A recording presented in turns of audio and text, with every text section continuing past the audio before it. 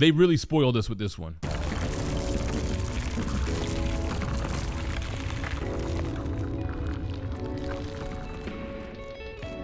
What's going on, everybody? It's your boy GemMint, and today we're going to take an early look at the Agent Venom Omnibus. And this has to be at the top of my list of how has this not been made into an omnibus yet? Finally here. I have such fond memories of this run. It was my introduction to Rick Remender and Cullen Bunn. I had started going back into the LCS to get back into reading. I started picking up Dan Slott's Amazing Spider-Man. He was just leading up into the Dying Wish saga where he kills Spider-Man. It leads into Superior Spider-Man. And Venom comes out with a brand new ongoing, a new #1 issue, and a new host to the Symbiote with Flash Thompson. I picked up every issue, every variant, every tie-in, every crossover, and pretty much all of that is collected in this book. So I can't wait to dive into this with you guys. Before we jump into it, though, we're doing a giveaway for a Marvel Superheroes Contest of Champions Issue 1 CGC 9.8 with our new sponsor, Couryard.io. Couryard has been around for the last 4 years. They created an online marketplace for graded trading cards, but what they're really known for is their digital pack breaks. You can break a pack digitally right away for a physical graded trading card. But now they've opened up their comic book category, and we just did a $200 comic book box break on our live stream the other day, and we're going to give away that copy. I'll tell you all about it, but first let me explain how it works. So you buy a $200 box from Couryard, you break it digitally, you can see all of the comic books that have been recently pulled and all of the big hitters. All graded comic books. They have Incredible Hulk 181, Amazing Spider-Man 129, Batman Adventures 12, with the live odds right there on the screen.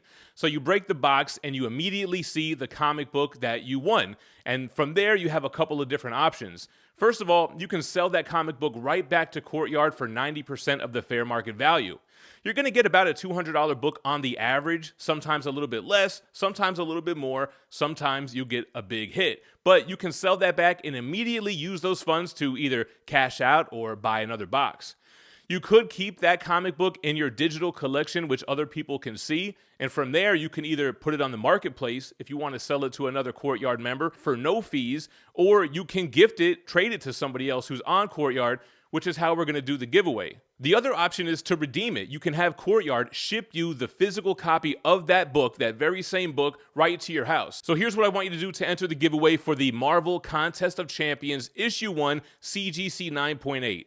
Sign up for Couryard using the link in my description or in the pinned comment, and comment on this video what your exact username is. Once I get at least 25 signups, I'll take that list, I'll randomize it on a live show, and whoever wins, I'll transfer the book from my possession to yours. All right, guys, here we go. So the Agent Venom Omnibus is scheduled to be released on July 15th. This is the Mike Deodato Jr. direct market variant. The standard cover, I kind of like better because this is Space Knight, and the standard cover is one of the covers from the issues of the regular series. I think it's a Tony Moore cover, but with the Agent Venom garb.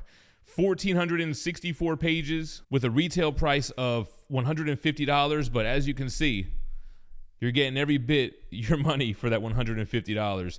A lot of creators on this. I mentioned Cullen Bunn and Rick Remender, but you got Robbie Thompson, Tom Fowler, Kim Jacinto, Lan Medina, Tony Moore, Ariel Olivetti, Delkin Shalvey, and Thony Silas. Is that a typo or is that how he says it?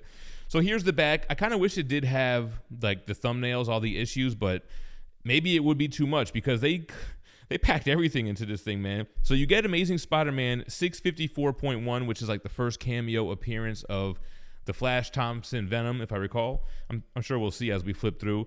You get all 42 issues of the Rick Remender Venom run from 2011, plus the .4 issues, which I want to say tie in with Circle of something, and I think it had to do with the Red Thunderbolts team, if I recall. So 13.1 through 13.4, and then 27.1. It includes the entire Venom Space Knight 13-issue series. They did not have to include that in here, but they did, out of love. And I love that. You get Minimum Carnage Alpha and Omega, and then the Scarlet Spider 10 and 11, which completes that event in here as well. And then you get material from Amazing Spider-Man 654. Man. Inside of the dust jacket, talking about what's going on in this story, how Flash Thompson became Agent Venom, this military guided use of the symbiote. And then, of course, it just gives us the creators, no biography. But Rick Remender, like I said, this is how I got into him. And then the Uncanny X-Force would become one of my favorite all-time omnibus and run, which I would have probably never known about if it wasn't for this Venom run. All right, so the actual hardcover, we get a wraparound cover with Agent Venom. He's in the web. You have these comic book panels within the web. You got him with the, looks like the Avengers here. This is with Hulk and Black Widow. I'm thinking that's from those point whatever issues with Jack-O-Lantern. That was a big villain during this era. Take a look at the kind of checkerboard ribbon they have on the spine here. It's pretty cool. Let's flip this bad boy open. We've got some black interior pages. So this was the cool thing about the Agent Venom run. Like, he has the sedated symbiote. Like I said, it's under military guidance, but if he is Venom for too long, he starts to venom out, and the symbiote, the monster side of him, starts taking over. Very cool with the kind of table of contents / credits. You got Flash Thompson on the bike, swinging on his webs.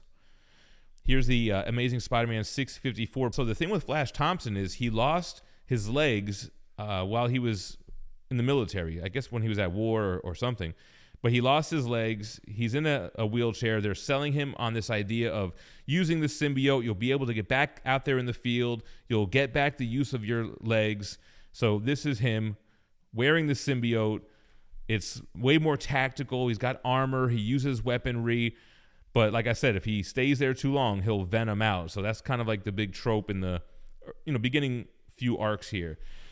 So that was the little, that was the material from stuff. And then here's 654.1 Flashpoint. So this was another quick little glimpse into Flash as Venom. So this was cool because before Donny Cates came around and really gave depth to Eddie Brock, the biggest complaint from like readers was that Eddie Brock was kind of a one-dimensional character, musclehead, typical villain, and Flash Thompson gave Venom so much more depth. And then here's issue 1. Bro, I had this, what is this, Joe Quesada? Every single color variant. There was pink background ones. All the different printings had different variants. Loved this cover. And I love how they have the covers before each issue. So like I said, Jack-O-Lantern, he's one of the main villains. He sticks around for a while, I feel like, during this Venom run. Putting fire towards the symbiote. It shows glimpses that the monster's still behind the mask there. Let's move forward a little bit. So here we go, the sketch variant by Joe Quesada. Yeah, I had all of these covers, bro. I was sucked in to the variant craze at this time, man. I was new into the LCS, picking up everything every Wednesday. Issue 2 was an ASM 300 homage just for the standard cover, Tony Moore. This was I think it's still pretty rare and hard to come by, but with the gun there, little Craven stuff. I just did a overview of, well, it wasn't really an overview. I just read the whole thing on that Transformers Deluxe Edition, and I was giving it crap on how it didn't collect the covers between each issue, and Marvel did not make that mistake. But to be fair, I mean, this is an omnibus, not a deluxe edition. But here's a little Spider-Man versus Venom action. Oh, so that was issue 3. Here's issue 4. Bro, I had all of these. So this was cool because we see Flash interacting with Peter and Venom playing nice with Spider-Man as he's going on his own little missions and such. Here he is kind of living at home. A lot of exposition and deep thought as Flash is going through a lot, man. Going through a lot as a disabled veteran. Just kind of pissed off, dealing with alcohol and such. So I feel like Donny Cates borrowed a lot from what he did in his run from Remender's Venom run. This was always cool too. Oh, and tied in with Spider Island. Bro, this was such a fun era for me, man. Getting back into reading all these great characters that were coming out. Like Scarlet Spider had an ongoing who hadn't had one since I remembered in the 90s. The anti-Venom stuff. Yeah, so Eddie Brock is anti-Venom at this point, and he sees somebody running around with his symbiote. So obviously that causes an issue. Wow, man. This was a great time. I loved collecting these in singles. So crazy to have this in an omnibus. But let's move through a little bit further because I want to show you guys everything that's in here.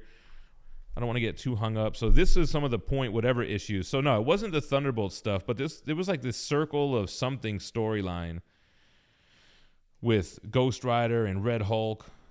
Yeah, here we go. Yeah, you see how he's there boozing at the hotel or whatever. All right, where's the cover for this? All right, here we go. So Circle of 4. See? That was just off memory. It was X-23, Hulk, Ghost Rider, and Venom. All right, so let's do this real quick. So after issue 13, first of all, hold on. I'm getting ahead of myself. We got to show you guys the cover for issue 9. Yeah, so here's the cover for issue 9. Such an iconic image of the Agent Venom symbiote with the regular Venom face. And you would see this used years later when they kind of just mirror it to make it look like a Venom face. But yeah, that was originally from this Venom 9. So anyway, you get some variants after the issues as well, or before the issue. So here's a Clayton Crane variant. Here's Circle of 4 Part 1, first cover. Gives you a little breakdown of everyone who's playing a role here. But not only does it have variants and such after these issues, it has a whole variant gallery in the back. So we're going to take a look at that as well. Man, it's been a long time since I read this stuff, though. I would definitely love to do a reread. But you know me, I would rather read something new before I read something that I've already read before. So Minimum Carnage, here's Kane as this version of the Scarlet Spider. Again, I'm reading a brand new Venom ongoing, and then all of a sudden, there's a Scarlet Spider ongoing. There's a Superior Spider-Man ongoing. Now, Minimum Carnage couldn't hold a candle to Maximum Carnage, but it was still a cool nod to one of my favorite storylines of all time. All right, here we are, Venom 29. Still getting the covers before each issue. Here's Venom 30. I remember this cover with the money flying everywhere. So Venom 39. So it's a 42 issue run. Oh yeah, and then there was this character. What was her name again, man? Was it Mayday or something? Her name is Andy. I forget what her superhero name was when she was wearing a symbiote. Yeah, but that was towards the end of that run. And then here we get into Venom Space Knight. So let's take a look. Yeah, here we go. So Venom Space Knight takes place after the events of Venom 42. Flash Thompson's life changed in a major way when Tony Stark asked him to become an Avenger representative in the spacefaring Guardians of the Galaxy. So yeah, he goes into outer space. I dug the costume. And now when I come to think about it, and first of all, I kind of like this art style too. It almost gives me like a claymation vibe. Marvel tends to dig that costume, man. I think they even had it as one of the first Venom costumes in Marvel Rivals. Yeah, but it has this very painted style art to it. Space Knight 5. Bro, they could have left this out. Nobody would have batted an eye. Look, you get the John Tyler Christopher action figure variant before Space Knight 7. Yo, there's a huge variant gallery too in the back. We're going to take a look at. Little double page spread. All right, so let's get to the bonus material because there's a lot of it, and a lot of it is nostalgic for me. So it gives you some Venom Space Knight variants. Oh, that's not even the gallery yet. We're still going. Here we go. So Venom 19, Spider-Man in Motion. Here's a Minimum Carnage. Alpha second printing. Here's the cover for the Dust Jacket, which was a variant for Space Knight 1.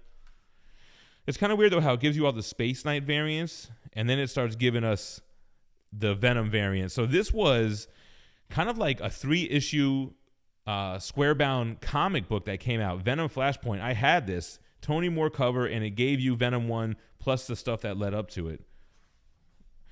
We get some pencils and inks. You don't see that too often with modern runs these days. So we get that. We get Spider Island Spotlight, some Tony Moore designs. So this Venom story, or the Circle of 4, had these connecting covers too. So here's the connecting covers all put together. Look, we even got scripts. Bro, they did not have to give us all this, man. This is crazy. And then here's some variants. So, man, this one ended up being super valuable. This was like in the heyday of like slabbing books and stuff. But the ASM 678, Joe Quinones, Mary Jane, you hit the Tiger Jackpot symbiote version, and then you have all these other Venomized stuff. This was when they first started doing that. Love this one, the Scarlet Spider 1 variant. I had that with kind of like this weird version of Venom. This is the first time we saw Venomized Hulk, Venomized Iron Man that I recall. Oh, the Uncanny X-Force one. These were hard to track down, too. All right, so the variant gallery is not too big, but you do get the variants throughout the book as well. But, man, So happy that this was finally made, and they really made it worth the while. They included so much stuff. What do you guys think about the Agent Venom Omnibus? Have you read this material? Are you excited for the Omni? Let me know in the comments down below. Thank you for watching, and stay minty fresh. Peace.